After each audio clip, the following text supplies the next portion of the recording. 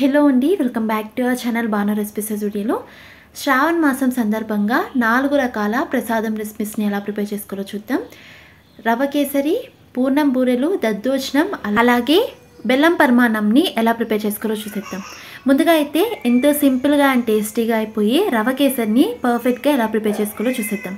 ముందుగా దీనికోసం స్టవ్ మీద కడాయిని పెట్టుకుని అందులోకి 1/2 కప్ వరకు నెయ్యిని యాడ్ చేసుకోండి. మీరు తీసుకునే రవ్వ క్వాంటిటీలో సగం నెయ్యి ఉండాలి. అంటే 1 కప్పు రవ్వ తీసుకుంటే 1/2 కప్ వరకు నెయ్యిని వేసుకోండి. నెయ్యి కాస్త హీట్ అయిన తర్వాత ఇందులోకి మీకు నచ్చిన డ్రై ఫ్రూట్స్ని వేసుకుని ఫ్రై చేసుకోండి. ఇక్కడైతే నేను జీడిపప్పు అలానే బాదంని వేసి ఫ్రై చేస్తున్నా. ఇవి కాస్త ఫ్రై అయిన తర్వాత ఇందులోకి కొద్దిగా కిస్మిస్ని కూడా యాడ్ చేసుకుని ఇవన్నీ లైట్ గోల్డెన్ కలర్ వచ్చే వరకు ఫ్రై చేసుకోండి. సో రవ కేసరికి డ్రై ఫ్రూట్స్ అనేవి కాస్త ఎక్కువగా ఉంటేనే కేసరి అనేది చాలా టేస్టీగా వస్తుంది. ఇలా ఫ్రై చేసుకున్న డ్రై ఫ్రూట్స్ అన్నిటినీ ఒక ప్లేట్లోకి తీసేసుకుని తర్వాత అదే నెయ్యిలోకి 1 కప్పు వరకు బొంబాయి రవ్వను యాడ్ చేసుకోండి.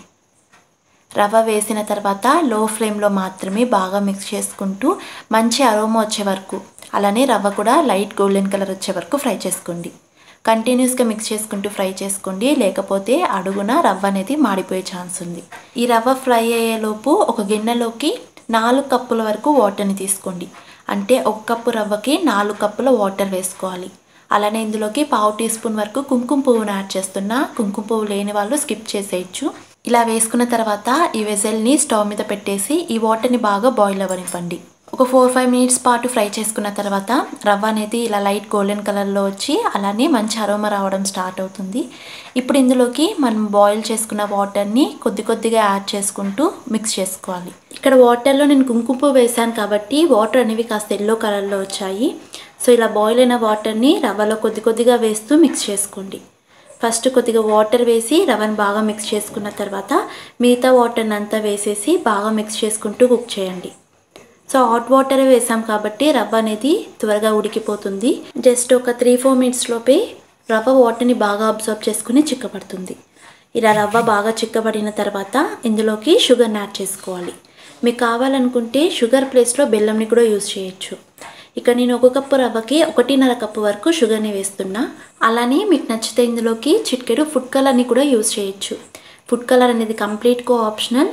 సో ఇలా ఫుడ్ కలర్ కూడా వేసిన తర్వాత బాగా మిక్స్ చేసుకుంటూ మీడియం ఫ్లేమ్లో కుక్ చేసుకోండి.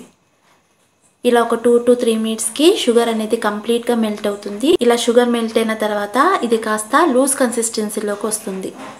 ఇప్పుడు దీన్ని లో ఫ్లేమ్లోనే మరో 3-4 మినిట్స్ పాటు కుక్ చేయండి. అంతకన్నా ఎక్కువ కుక్ చేయకండి. ఒక 3-4 మినిట్స్కి చూస్తున్నారు కదా, ఈ కన్సిస్టెన్సీలో ఉన్నప్పుడే ఇందులోకి ఒక 1/2 టీ స్పూన్ వరకు ఇలాచీ పొడి అలానే 1 టేబుల్ స్పూన్ వరకు నెయ్యిని యాడ్ చేసుకోండి. అలానే మనం ఆల్రెడీ ఫ్రై చేసి పెట్టుకున్న డ్రై ఫ్రూట్స్ని కూడా ఇందులోకి యాడ్ చేసుకుని ఒకసారి అంతా కలిసేలా బాగా మిక్స్ చేసుకున్న తర్వాత స్టవ్ ఆఫ్ చేసి హాట్గా సర్వ్ చేసుకోవడమే. మరీ గట్టిగా అయిపోయే వరకు కుక్ చేయకండి. కాస్త ఇలా లూజ్ కన్సిస్టెన్సీలో ఉన్నప్పుడే స్టవ్ ఆఫ్ చేసేయండి. చల్లారిన తర్వాత ఇది కరెక్ట్ కన్సిస్టెన్సీలోకి వస్తుంది. చూసారు కదా ఎంతో సింపుల్గా రవ కేసరిని ఎలా ప్రిపేర్ చేసుకోవాలో. నెక్స్ట్ అయితే ఎంతో పర్ఫెక్ట్గా పూర్ణం బూరెల్ని ఎలా ప్రిపేర్ చేసుకోవాలో చూసేద్దాం. దీనికోసం ఒక మిక్సింగ్ బౌల్లోకి 1 కప్పు వరకు బియ్యంని వేసుకోండి. కప్పు బియ్యానికి 1 కప్పు వరకు మినపప్పును వేసుకోండి. అంటే బియ్యం అలానే మినపప్పు 2 ఈక్వల్ రేషియోలో ఉండాలి. ఇలా వేసిన వీటిని ఒక 2 సార్లు వరకు బాగా వాష్ చేసి తీసుకొని ఇవి మునిగేంత వరకు వాటర్ని వేసుకుని కనీసం 4-5 గంటల పాటైనా నానపెట్టుకోవాలి. వీలైతే ఓవర్ నైట్ అంతా కూడా నానపెట్టుకోవచ్చు. ఇక్కడైతే నేను ఓవర్ నైట్ అంతా నానపెట్టేస్తున్నా. ఇలా ఓవర్ నైట్ అంతా నానపెట్టిన తర్వాత మూత తెరిచి ఒకసారి వీటిని బాగా వాష్ చేసుకున్న తర్వాత ఒక మిక్సీ జార్లోకి వేసుకొని ఇవి గ్రైండ్ అవ్వడానికి జస్ట్ కొద్దిగా మాత్రమే వాటర్ని యాడ్ చేసుకుంటూ మెత్తని పేస్ట్ లాగా ప్రిపేర్ చేసుకోవాలి. సో ఎక్కడ పలుకు అనేది ఉండకూడదు. అలానే వాటర్ని కూడా మరీ ఎక్కువగా యాడ్ చేయకండి. పిండి అనేది ఇలా కాస్త గట్టిగానే ఉండాలి. ఇలా కలుపుకున్న పిండిలోకి 1/2 టీ స్పూన్ ఉప్పు, 1/2 టీ స్పూన్ వంట సోడా వేసి ఒకసారి అంతా కలిసేలా మిక్స్ చేసుకోవాలి. ఇలా మిక్స్ చేసిన తర్వాత పిండి కన్సిస్టెన్సీ చూపిస్తున్నా చూడండి. పిండి అనేది ఇలా కాస్త గట్టిగానే ఉండాలి. ఇలా కలుపుకున్న పిండిని మూత పెట్టేసి కనీసం 2-3 గంటల పాటున నానపెట్టుకోవాలి. పిండి నానపెట్టుకోవడం వల్ల మనకు బూరెలు అనేవి పైన క్రంచీగా వస్తాయి. సో ఇలా 2-3 గంటల పాటు నానేలోపు పూర్ణంని ప్రిపేర్ చేసుకుందాం. దీనికోసం పప్పును కూడా అంటే శనగపప్పును కూడా 1 కప్పు వరకు తీసుకొని ఒకసారి బాగా కడిగిన తర్వాత కప్పు శనగపప్పుకి 2 కప్పుల వరకు వాటర్ని వేసుకుని 1 గంట పాటు నానపెట్టుకోండి. ఇలా గంట పాటు నానబెట్టుకున్న శనగపప్పుని వాటర్తో సహా ఒక ప్రెషర్ కుక్కర్లోకి వేసుకుని మూత పెట్టేసి ఒక 4-5 విజిల్లు వచ్చే వరకు కుక్ చేసుకోండి. ఇలా శనగపప్పుని నానబెట్టి కుక్ చేసుకోవడం వల్ల చాలా త్వరగా కుక్ అవుతుంది. 4 విజిల్లు వచ్చిన తర్వాత స్టవ్ ఆఫ్ చేసి ప్రెషర్ అంతా పోయిన తర్వాత చూపిస్తున్నా చూడండి. పప్పు అనేది ఇలా మెత్తగా కుక్ అయి ఉండాలి. ఇలా కుక్ చేసుకున్న పప్పుని వాటర్ ఏం లేకుండా స్ట్రెయిన్ చేసుకోండి. ఒక 15 నిమిషాల పాటు అలానే ఉంచేస్తే మొత్తం వాటర్ అన్నీ ఫిల్టర్ అయిపోతాయి. ఇప్పుడు ఈ పప్పుని వాటర్ ఏం యాడ్ చేయకుండా మిక్సీకి వేసి మెత్తని పేస్ట్ లాగా ప్రిపేర్ చేసుకోండి.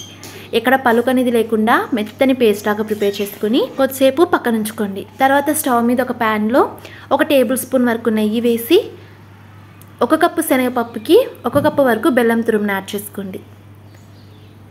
ఇలా బెల్లం వేసిన తర్వాత మనం మిక్సీకి వేసి పెట్టుకున్న శనగపప్పు పేస్ట్ని కూడా వేసుకుని అంతా కలిసేలా బాగా మిక్స్ చేసుకుంటూ కుక్ చేసుకోండి. మీడియం ఫ్లేమ్లో కుక్ చేసుకోండి. కొద్దిసేపటి తర్వాత బెల్లం అంతా మెల్ట్ అయ్యి ఇలా పిండి అనేది కాస్త జారుగా అవుతుంది. ఇప్పుడు దీన్ని బాగా మిక్స్ చేసుకుంటూ మీడియం ఫ్లేమ్లో మాత్రమే బాగా చిక్కపడి ప్యాన్ నుంచి సపరేట్ అయ్యే వరకు కుక్ చేసుకోండి. ఇలా కాస్త చిక్కపడిన తర్వాత ఒక 1/2 టీ స్పూన్ వరకు యాలకుల పొడి కూడా వేసుకొని మిక్స్ చేసుకుంటూ చూస్తున్నారు కదా, ఇలా ప్యాన్ నుంచి సపరేట్ అయ్యే వరకు కుక్ చేసుకోవాలి. ఇలా కుక్ చేసిన తర్వాత ఇమ్మీడియట్గా స్టవ్ ఆఫ్ చేసి ఇది కంప్లీట్గా చల్లారిన తర్వాత మీకు కావాల్సిన సైజులో రౌండ్ బాల్స్ లాగా ప్రిపేర్ చేసుకోండి. ఇలా పూర్ణం బాల్స్ అంతా ప్రిపేర్ చేసుకుని పక్కన ఉంచుకోండి. ఇలా ప్రిపేర్ చేసుకున్న పూర్ణం బాల్స్ని ఒక్కొక్కటిగా తీసుకొని మనం ప్రిపేర్ చేసిన బియ్యం పిండిలో వేసుకొని మొత్తం కోట్ అయ్యేలాగా చూసుకోవాలి. ఇప్పుడు ఫింగర్స్తో తీసుకొని నెమ్మదిగా వేడివేడి నూనెలోకి వేసుకొని మీడియం ఫ్లేమ్లో మాత్రమే మంచి క్రిస్పీగా అయ్యి గోల్డెన్ కలర్ వచ్చే వరకు ఫ్రై చేసుకోండి. సో ఇలా కష్టం అనిపిస్తే మీరు స్పూన్తో కూడా వేసుకోవచ్చు. సో ఇలా మీకు నచ్చిన విధంగా ప్యాన్కి సరిపడినన్ని వేడివేడి ఆయిల్లోకి ఈ బూరెలన్నీ వేసుకోవాలి. ఇలా వేసిన తర్వాత కేవలం మీడియం ఫ్లేమ్లో మాత్రమే క్రిస్పీగా అయ్యి మంచి గోల్డెన్ కలర్ వచ్చే వరకు ఫ్రై చేసుకోండి. ఇలా ఫ్రై చేసుకున్న వెంటనే ఒక ప్లేట్లోకి తీసేసుకుని సేమ్ ఇదే విధంగా మిగతా బూరెలన్నింటినీ వేసుకోండి. సో చూసారు కదా ఎంతో సింపుల్గా అండ్ పర్ఫెక్ట్గా పూర్ణం బూరెల్ని ఎలా ప్రిపేర్ చేసుకోవాలో. నెక్స్ట్ అయితే దద్దోజనం రెసిపీని ఎలా ప్రిపేర్ చేసుకోవాలో చూద్దాం. సో ముందుగా దీనికోసం ఒక ప్రెషర్ కుక్కర్లోకి 1 కప్పు వరకు బియ్యంని వేసుకుని 2 సార్లు బాగా వాష్ చేసుకున్న తర్వాత కప్పు బియ్యంకి 2.5 కప్పు వరకు వాటర్ని వేసుకుని మూత పెట్టేసి ఒక అరగంట పాటు బియ్యంని నానబెట్టుకోండి. అరగంట తర్వాత స్టవ్ మీద పెట్టుకొని 4 విజిల్లు వచ్చే వరకు కుక్ చేసుకోండి. 4 విజిల్లు వచ్చిన తర్వాత స్టవ్ ఆఫ్ చేసి ప్రెషర్ అంతా పోయిన తర్వాత మూత తెరిచి ఇలా ఒక గెరిటె సహాయంతో అన్నాన్ని మెత్తగా మ్యాష్ చేసుకోండి. ఇలా మెత్తగా మ్యాష్ చేసుకున్న తర్వాత ఇందులోకి 1.5 కప్పు వరకు కాచి చల్లార్చిన పాలను యాడ్ చేసుకోవాలి. పాలన్నీ ఒకేసారి కాకుండా కొద్ది కొద్దిగా వేస్తూ మిక్స్ చేసుకోవాలి. ఇలా కొద్ది కొద్దిగా పాలు వేస్తూ అంతా కలిసేలా మిక్స్ చేసుకున్న తర్వాత 1.5 కప్పు వరకు కమ్మటి పెరుగును కూడా యాడ్ చేసుకోవాలి. పెరుగు అనేది కమ్మగా ఉంటే ఈ దద్దోజనం రెసిపీ అనేది చాలా టేస్టీగా ఉంటుంది. సో ఇలా పెరుగు కూడా కొద్ది కొద్దిగా వేస్తూ అంతా కలిసేలా మిక్స్ చేసుకోండి. టోటల్గా వీడియోలో చూపిస్తున్నట్టు కన్సిస్టెన్సీ అనేది ఈ విధంగా ఉండాలి. మీకు కాస్త గట్టిగా అనిపిస్తే మరి కాస్త పెరుగును కూడా యాడ్ చేసుకోవచ్చు. ఈ కన్సిస్టెన్సీ వచ్చిన తర్వాత ఇప్పుడు ఇందులోకి మీ రుచికి సరిపడా ఉప్పును వేసుకోండి. ఇక్కడైతే నేను 1 టీ స్పూన్ వరకు సాల్ట్ని వేస్తున్నా. ఇలా సాల్ట్ వేసి అంతా కలిసేలా మిక్స్ చేసుకున్న తర్వాత స్టవ్ మీద ఒక తడకా ప్యాన్ని పెట్టుకుని అందులోకి 2 టేబుల్ స్పూన్ల వరకు ఆయిల్ని వేసుకోండి. ఆయిల్ కాస్త హీట్ అయిన తర్వాత 1 టీ స్పూన్ ఆవాలు, 1 టేబుల్ స్పూన్ వరకు శనగపప్పు, 1 టేబుల్ స్పూన్ మినపప్పు, 1 టీ స్పూన్ జీలకర్ర, 1 టీ స్పూన్ మిరియాలు వేసి ఇవి చిటపటలాడే వరకు ఆయిల్లో బాగా ఫ్రై చేసుకోండి. తర్వాత ఇందులోకి 1 టేబుల్ స్పూన్ వరకు సన్నగా తరిగి పెట్టుకున్న అల్లం ముక్కలు, 2 సన్నగా తరిగి పెట్టుకున్న పచ్చిమిర్చి ముక్కలు, అలాగే 1/2 టీ స్పూన్ వరకు ఇంగువ కూడా వేసుకొని ఆయిల్లో ఇవన్నీ బాగా ఫ్రై అయ్యే వరకు ఫ్రై చేసుకోండి. ఇలా ఫ్రై చేసుకునేటప్పుడే 2 ఎండుమిరపకాయలు కూడా వేసుకొని కొద్దిగా కరివేపాకును వేసుకుని తాలింపు బాగా ఎర్రగా ఫ్రై అయిన తర్వాత ఇమ్మీడియట్గా స్టవ్ ఆఫ్ చేసి ఈ పోపుని మనం ప్రిపేర్ చేసుకున్న దద్దోజనంలో వేసుకుని అలాగే కొద్దిగా సన్నగా తరిగి పెట్టుకున్న కొత్తిమీరను కూడా వేసుకుని అంతా కలిసేలా మిక్స్ చేసుకుంటే ఎంతో టేస్టీగా ఉండే దద్దోజనం రెడీ అయిపోయినట్టే. సో నెక్స్ట్ అయితే బెల్లం పరమాన్నాన్ని ఎలా ప్రిపేర్ చేసుకోవాలో చూసేద్దాం. సో దీనికోసం స్టవ్ మీద ఒక ప్యాన్ని పెట్టుకుని అందులోకి అరకప్పు వరకు పెసరపప్పును వేసుకుని లో ఫ్లేమ్లో మాత్రమే పచ్చివాసన పోయి మంచి గోల్డెన్ కలర్ వచ్చే వరకు ఫ్రై చేసుకోండి. ఇలా ఫ్రై చేసుకున్న తర్వాత స్టవ్ ఆఫ్ చేసి ఈ పెసరపప్పుని ఒక ప్రెషర్ కుక్కర్లోకి తీసుకోవాలి. అలాగే ఇందులోకి అరకప్పు పెసరపప్పుకి 1 కప్పు వరకు బియ్యంని వేసుకోండి. ఇప్పుడు వీటిని కొన్ని వాటర్ని వేసుకుని ఒక 2 సార్లు వరకు బాగా వాష్ చేసి తీసుకోవాలి. ఇలా కడిగిన బియ్యం పెసరపప్పులోకి 4 కప్పుల వరకు వాటర్, అలానే 1 కప్పు వరకు పాలను వేసుకోవాలి. పచ్చి పాలైనా పర్వాలేదు.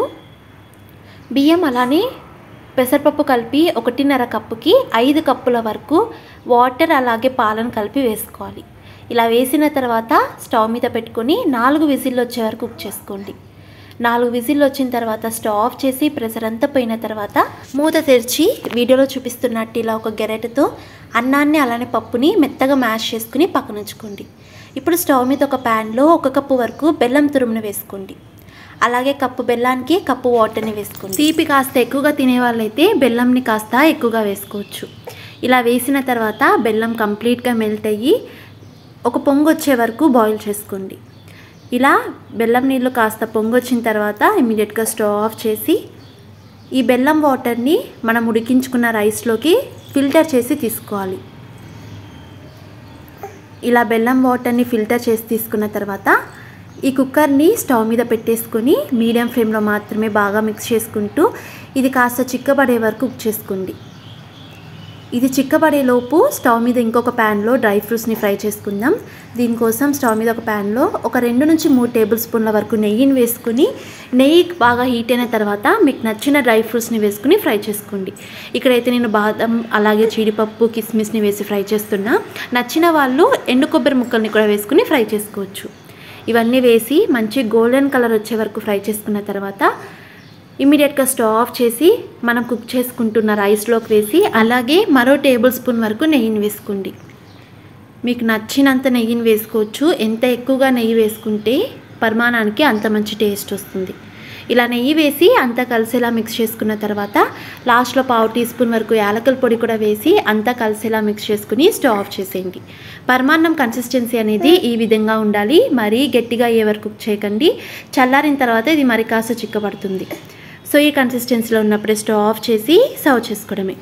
ఈ 4 రకాల ప్రసాదం రెసిపీస్ మీకు నచ్చినట్టయితే వీడియోని లైక్ చేయండి. మరిన్ని టేస్ట్ అండ్ హెల్తీ రెసిపీస్ కోసం మన ఛానల్ని సబ్స్క్రైబ్ చేసుకుని పక్కనే ఉన్న బెల్ ఐకాన్ కూడా హిట్ చేయండి. సో నేను పోస్ట్ ప్రతి వీడియోకి నోటిఫికేషన్ వస్తుంది. And thanks for watching.